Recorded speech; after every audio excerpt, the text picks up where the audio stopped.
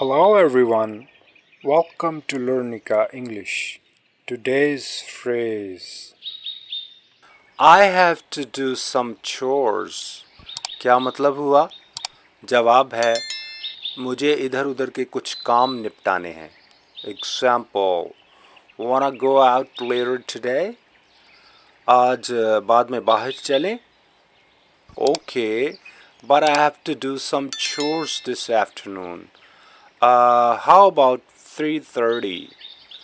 हाँ ठीक है, पर आज दोपहर को मुझे कुछ काम निपटाने हैं, तो 3:30 कैसा रहेगा?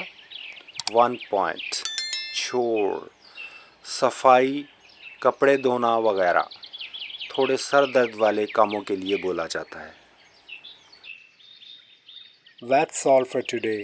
See you tomorrow. Bye.